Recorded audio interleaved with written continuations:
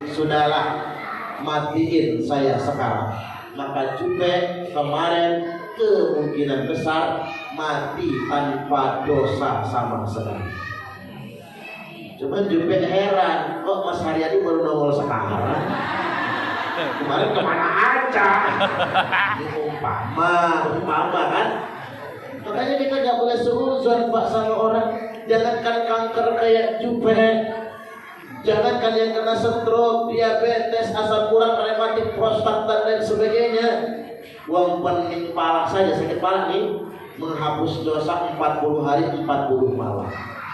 Makanya ibu-ibu ini kalau bisa dia 40 hari sakit pala. Antem aja sama bodrekku, antem paramek, hapus dosa-dosa. Itulah maha baiknya Allah Subhanahu wa ta'ala. Ini poin pertama. Yang selanjutnya Bapak Ibu, kita ini memperingati Isra wal Mi'raj. Peristiwa ini adalah cara Allah menunjukkan kehebatannya, cara Allah membanggakan dirinya, cara Allah menyombongkan diri. Sekarang saya tanya, kira-kira Allah boleh sombong kan? Allah boleh sombong kan Pak? Iya dong. Karena hanya Allah yang boleh sombong, hanya Allah yang boleh takabur.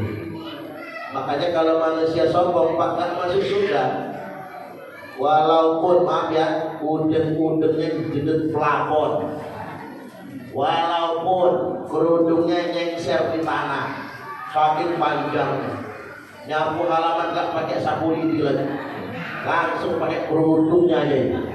Umpama nih, tapi ada takabur, minal kibri, ada kesombongan di dalam dirinya, walaupun sebesar biji darah, maka haram baginya surga, halal baginya neraka. Saya tanya Bapak, ada nggak sih orang sombong zaman sekarang? Banyak. Orang kaya sombong? Banyak. Orang miskin sombong? Tambah banyak. At-takabburu minal aghniya iqabih. Orang kaya sombong jelek. Walakinnahu minal fuqara'i aqbah. Tetapi orang miskin sombong tambah jelek.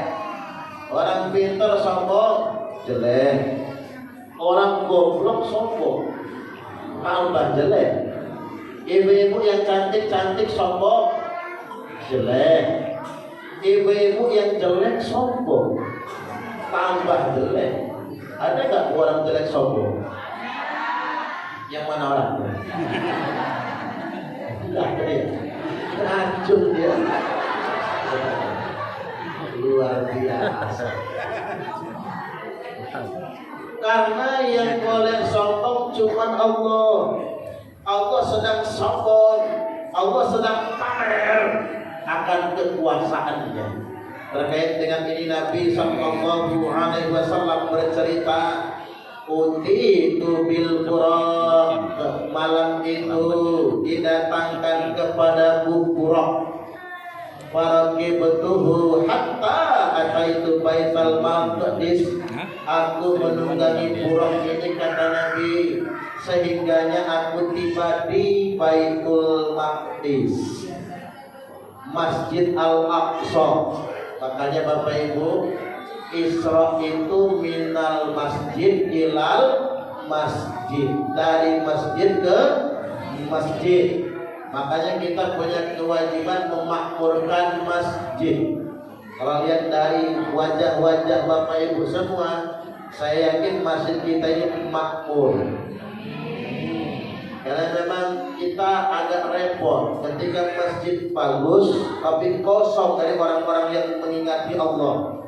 Yu'ammiruna masajidahum wa hiya kharabun an dzikrillah. Masjid-masjid mewah, masjid-masjid megah, tapi kosong dari orang yang mengingati Allah. Indonesia ini Pak, jumlah masjidnya ini wajib tahu kan? jumlah masjidnya terbanyak sedunia internasional, dan satu-satunya negara yang bikin masjid gak pakai IMB cuman Indonesia. Ini nyelelek betul orang Indonesia ini, Pak. Begini Bapak Ibu, di Arab Saudi, Arab loh, negara mana yang paling Islam di dunia ini? Kalau bukan asalnya Arab, di Arab gak boleh bikin masjid kalau gak izin. Yang berhak menentukan bikin masjid hanya pemerintah kerajaan. Itu 21 negara Arab, semua pakai izin. Sekali-kali ya kalau ke Mekah Madinah itu Pak, jangan cuma sholat di Al-Haram, sekali-kali keliling biar tahu masjid-masjid di perkampungan Arab itu jauh-jauh, karena memang mereka nggak bisa sembarangan bikin masjid.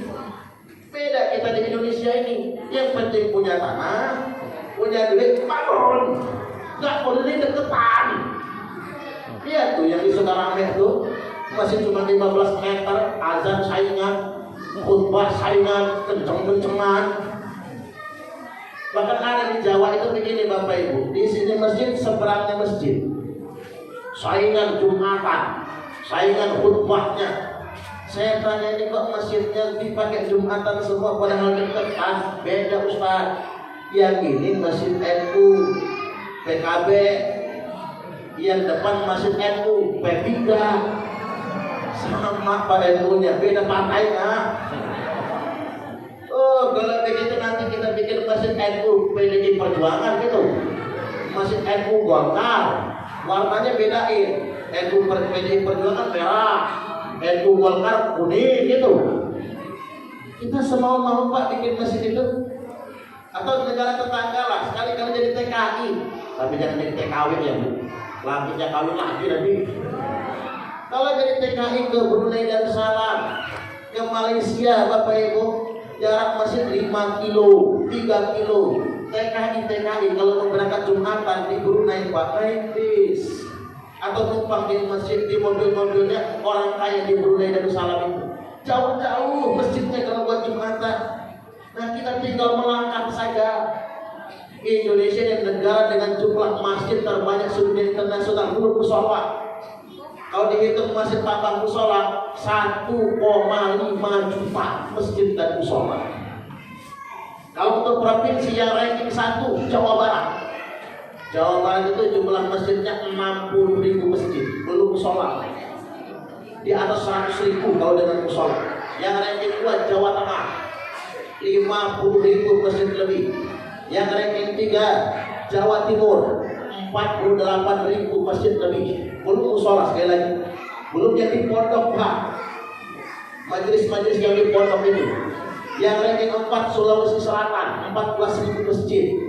Yang ranking 5 Lampung, keren juga Lampung ini ya, masuk ranking 5 Lampung 12.000 masjid, belum musola, banyak masjid. Tinggal kita punya kewajiban memakmurkannya. Makanya saya juga heran kalau ada yang mengatakan rejim anti-Islam di mana ya? Perasaan baik-baik aja semuanya, ibadah baik-baik saja. Kita di luar negeri punya duit banyak, triliunannya bisa bikin masjid. Di Indonesia bisa, mudah bikin masjid. Cuma saran, jangan cuma banyakkan masjid, tapi makmurkan masjid. Insya Allah. Terus yang kedua Nabi ingatkan, la taqumus sa'atu hatta yatabahan nasu fil masajid. Tidak terjadi kiamat sehingga manusia berlomba-lomba mempermewah masjid. Makanya Pak Haryadi, masjid kita ini kalau ukuran mewah sudah mewah, tapi tidak terlalu mewah, standar pas begitu Pak. Nyaman kita sholatnya, adem kan begitu. Ini nyaman masjid. Maksud saya masjid sudah sebagus ini, jangan bongkar pasang.